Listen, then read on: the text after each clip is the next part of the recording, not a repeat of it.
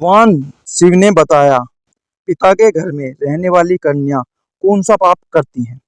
एक दिन की बात है जब देवी पार्वती पृथ्वी लोक पर भ्रमण करके भगवान शिव के पास आती हैं और कहती हैं, हे परमेश्वर, देवों के देव प्राणनाथ, आज जब मैं मृत्युलोक पर भ्रमण कर रही थी तब मैंने देखा कि कुछ कन्याएं अपने पिता के घर में कई अधिक समय से रह रही हैं, जबकि पिछले युगों में कन्याओं का विवाह कम आयु में होता था और वे तभी से अपने पति के घर रहने को जाती थी।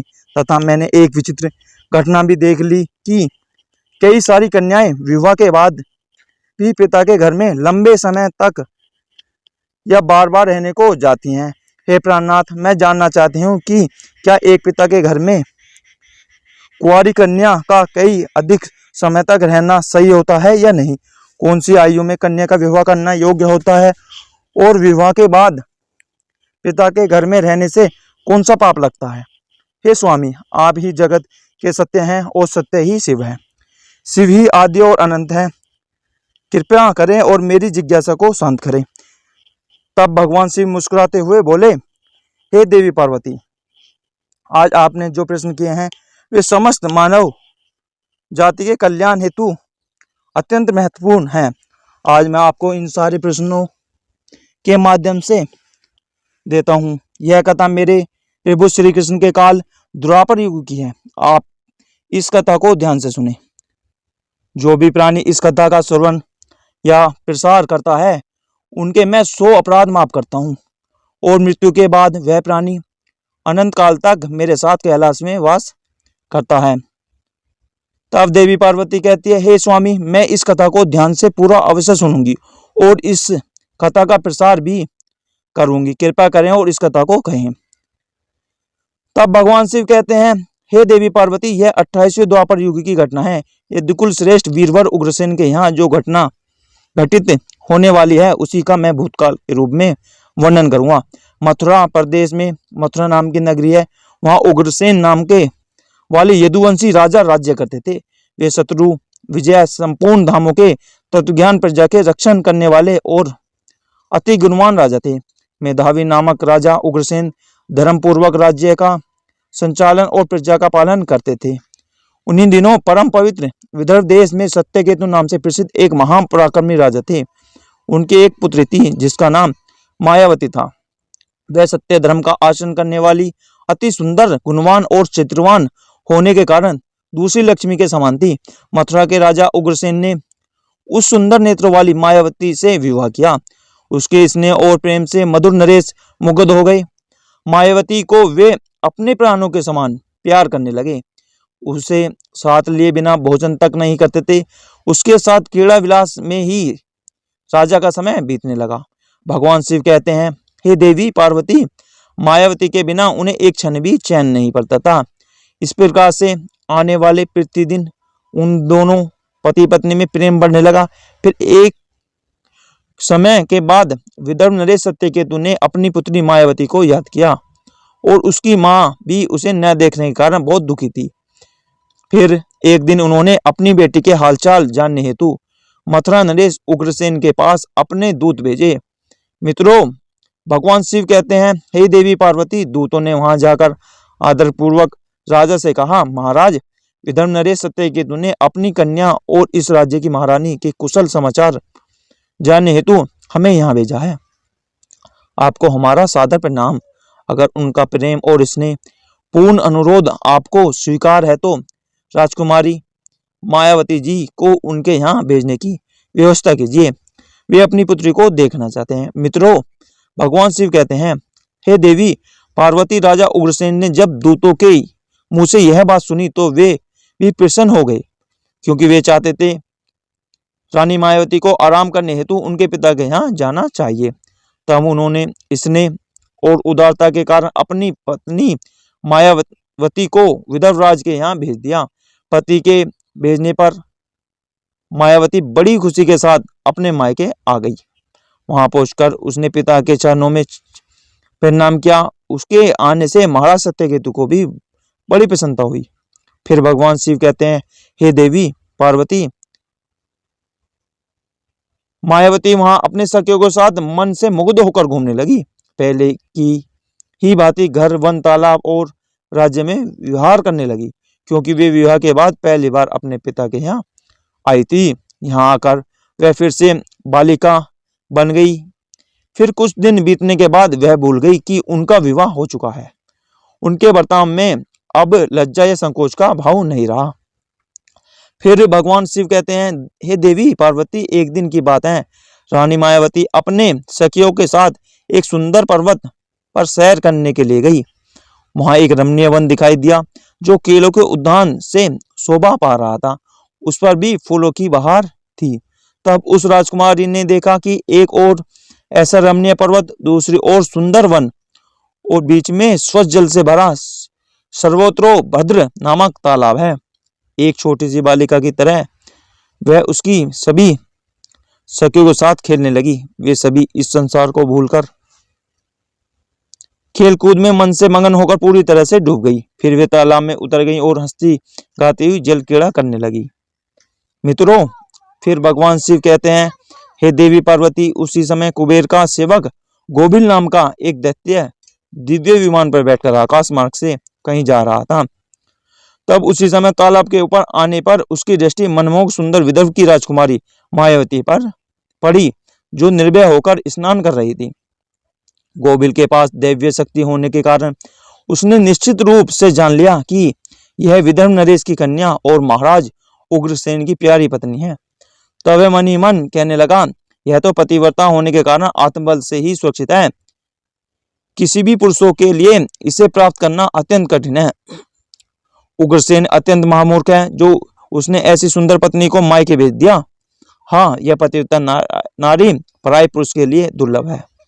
और इधर कामदेव मुझे अत्यंत पीड़ा दे रहा है। मैं किस प्रकार इसके निकट जाऊं और कैसे इसका उपभोग करूं? मित्रों, भगवान शिव कहते हैं, हे देवी पार्वती, उसकी सुंदरता पर मोहित दानव गहरी सोच में पड़ गया और फिर उसने अपने लिए एक उपाय निकाला और गोबिल ने महाराज उग्रसेन का माया में रूप धारण कर लिया और वही उपंग, वैसे ही वस्त्र, उसी तरह का भेष और वही अवस्था पूर्ण रूप से उग्रसेन सा होकर वह पर्वत के शिखर पर उतरा और एक अशोक वृक्ष की छाया में शिला के ऊपर बैठकर उसने मधुर स्वर से संगीत सुरों को छेड़ दिया।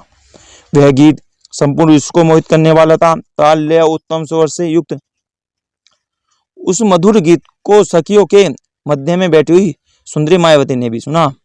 वह सोचने लगी, ऐसा मनमोहक कौन गायक यह गीत गा रहा है? राजकुमारी के मन में उसे देखने की तीव्र इच्छा हुई। उसने सखियों के साथ जाकर तब अशोक की छाया में सुंदर प्रतापी बैठा हुआ कोई पुरुष गा रहा है। वह महाराज उग्रसेन के जैसा दिखाई पड़ता है।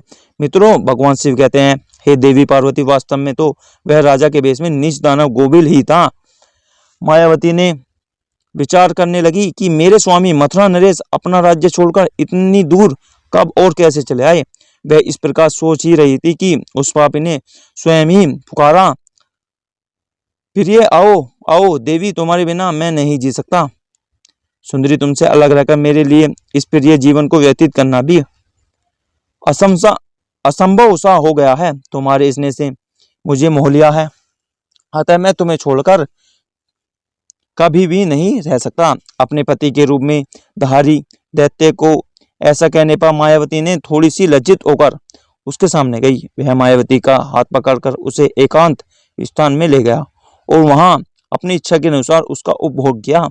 मित्रों, भगवान शिव कहते हैं, हे देवी पार्वती, महाराज उग्रसेन के गुप्त अंग में कुछ खास निशानी थी जो उस पुरुष में नहीं दिखाई दी। इससे मायावती के मन में भी उसके प्रति संदेह उत्पन्न हुआ। राजकुमारी ने अपने वस्त्र संभाल कर पहन लिए, किंतु उसके हृदय में इस घटना से बड़ा ही दुख हुआ। वह क्रोध में भरकर नीच दानव गोबिल से बोली, ओ नीच, जल्दी बता तू कौन है? तेरा आकार दानव जैसा है, तू पापाचारी और निर्दयी है।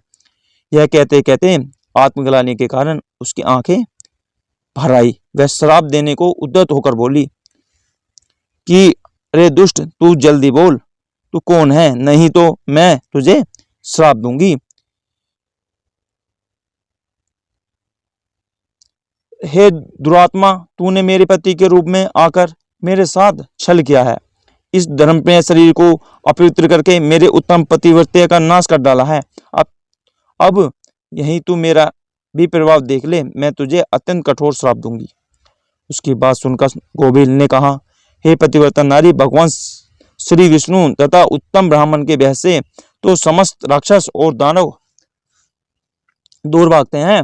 मैं तो दानव धर्म के अनुसार ही इस पृथ्वी पर विचार रहा हूं। पहले मेरे दोस्त का विचार करो कि किस अपराध पर तुम मुझे श्राप देना चाहती हो। तब मायावती बोली, हे पापी, मैं साध्वी और पतिव्रता हूँ। मेरे मन में केवल अपने पति की कामना रहती है। मैं सदा उन्हीं के लिए तपस्या क्या करती हूँ। मैं अपने धर्म मार्ग पर स्थित थी, किंतु तूने माया रचकर मेरे धर्म के साथ ही मुझे भी नष्ट कर दिया। इसलिए हे दुष्ट नीच, तुझे भी मैं भस्म कर डालूंगी। तब गोबिल बोला, हे राजकुमारी, यदि तुम उचित समझो तो यह बात ध्यान से सुनो। मैं धर्म की ही बात कह रहा हूँ। जो स्त्री प्रतिदिन मन, वाणी और काम से अपने पति की सेवा करती है, पति के संतुष्ट रहने पर स्वयं भी संतोष का अनुभव करती है, पति क्रोधी होने पर भी उसे कभी नहीं छोड़ती, उसके दोषों और गुनाहों की ओर ध्यान नहीं देती, उसके मन मारने पर भी प्रसन्न होती है और पति के सभी कामों में आगे रहती है, वही नारी पतिव्रता कही गई है। यदि स्त्री इस लोक में अपना कल्याण करना चाहती है हो तो वह पतित, रोगी, अंगहीन, कोढ़ी, सब धर्मों से रहित तथा पापी पति का भी परित्याग ना करे। जो पति को छोड़कर जाती है और दूसरे सभी कामों में मन लगाती है, वह संसार में सब धर्मों से बहिष्कृत व्यभिचारिणी समझी जाती है। जो पति के अनुपस्थिति में लालच में तरह तरह के व्यंजनों का स्वाद लेती हो तथा श्रृंगार करती हो है, उसे मनुष्य उल्टा कहते हैं। मित्रों, भगवान शिव कहते हैं, हे देवी पार्वती। गोबिल आगे कहता है, मुझे वेद और शास्त्रों द्वारा और मेरे गुरु के द्वारा प्राप्त धर्म का ज्ञान है। गृहस्थ धर्म का परित्याग करके पति की सेवा छोड़कर यहाँ किस लिए आई हो? तुम इतना होने के बावजूद भी अपने ही मुंह से कहती हो मैं पतिव्रता हूँ। कर्म से तो तुम्हें पतिव्रता का छोटा सा अंश भी नहीं दिखाई देता। तुम डर भय छोड़कर पर्वत और वन में मतवाली होकर घूमती फिरती हो, इसलिए पापनी हो। मैंने यह महान दंड देकर तुम्हें सीधी राह पर लगाया है। अब कभी तुमसे ऐसी दृष्टता नहीं हो सकती। बताओ तो, पति को छोड़कर किस लिए यहाँ आई हो? यह श्रृंगार, यह आभूषण तथा यह सुंदर वेशभूषा धारण करके क्यों खड़ी हो? हे पापनी, बोलो ना, किस लिए और किसके लिए यह सब किया है? कहाँ है तुम्हारा पतिव्रत्य? दिखाओ तो मेरे सामने। व्यभिचारिणी स्त्रियों के समान बर्ताव करने वाली नारी, तुम इस समय अपने पति से 400 कोस दूर हो। कहाँ है तुम में पति के देवता मानने का भाव? दुष्टो, कहीं की तुम्हें लज्जा नहीं आती? तुम्हें तो क्या मुझे ही अपने बर्ताव पर घृणा होती है? तुम क्या मेरे सामने बोलती हो? कहाँ है तुम्हारा तपस्या का प्रभाव? कहाँ है तुम्हारा तेज और बल? आज ही मुझे अपना बल, वीर्य और पराक्रम दिखाओ। तब मायावती बोली, ओ नीच असुर, सुन, पिता ने स्नेहवश मुझे पति के घर से बुलाया है। इसमें कहाँ पाप है? मैं काम, लोभ, मोह तथा डर के वश पति को छोड़कर नहीं आई हूँ। मैं यहाँ भी पति का चिंतन करती हुई रहती हूँ। तुमने भी छल से मेरे पति का रूप धारण करके ही मुझे धोखा दिया है। तब गोबिल ने कहा, मायावती, मेरी युक्त बात सुनो। अंधे मनुष्य को कुछ दिखाई नहीं देता। तुम धर्म रूपी नेत्र से हीन हो, फिर कैसे मुझे यहाँ पहचान पाती? तुम्हें ज्ञात था कि तुम्हारे पति इतनी दूर कभी नहीं आ सकते थे, फिर भी तुमने मेरे साथ संबंध बनाए। जिस समय तुम्हारे मन में पिता के घर आने का भाव उदय हुआ, उसी समय तुम पति की भावना छोड़कर उनके ध्यान से मुक्त हो गई थी। पति का निरंतर चिंतन ही नारियों का धर्म है। जब वह नष्ट हो गया है तो क्यों स्वयं को पतिव्रता कहती हो? मित्रों, भगवान शिव कहते हैं, हे देवी पार्वती। गोबिल कहता है, जब तुम्हारे हृदय की आंखें ही फूट गई, तब ज्ञान नेत्र से हीन होने पर तुम मुझे कैसे पहचानती? गोबिल की बात सुनकर राजकुमारी मायावती जमीन पर बैठ गई। उसके हृदय में बड़ा दुख हो रहा था। गोबिल ने फिर कहा, हे राजकुमारी, मैंने तुम्हारे उदर में जो अपने वीर्य की स्थापना की है, उसने तीनों लोगों का त्रास पहुंचाने वाला पुत्र उत्पन्न होगा। फिर भगवान शिव कहते हैं, हे देवी पार्वती, ऐसा कहकर वह दानव वहां से चला गया। गोबिल एक ज्ञानी दानव था, किंतु वह बड़ा ही दुराचारी और पापात्मा था। उसके चले जाने पर मायावती अत्यंत दुखी होकर रोने लगी, जिसने रोने की आवाज सुनकर सखियां उसके पास दौड़ी आई और पूछने लगी, राजकुमारी, आप रोती क्यों हो? मथुरा नरेश महाराज उग्रसेन कहाँ चले गए? मायावती ने अत्यंत दुख से रोते रोते अपने चले जाने की सारी बात बताई। फिर सभी सहेलियां उनके पिता के घर में ले गई। उस समय वह शोक से कतराती हुई थर थर कांप रही थी। सखियों ने मायावती की माता के सामने सारी घटना सुना दी। उसे सुनते ही महारानी अपने पति के महल में गई और उनसे कन्या का सारा वृतांत उन्होंने कह सुनाया। उसे सुनकर महाराज सत्यकेतु को भी बड़ा दुख हुआ। उन्होंने सवारी और वस्त्र आदि देकर कुछ लोगों के साथ पुत्री को वापस मथुरा में उसके पति के घर भेज दिया। धर्मात्मा राजा उग्रसेन ने मायावती को आई देख बहुत प्रसन्न हुए। वे रानी से बार बार कहने लगे, ए प्रिय, मैं तुम्हारे बिना जीवित व्यतीत नहीं कर सकता था। अच्छा हुआ तुम शीघ्र ही लौट आई।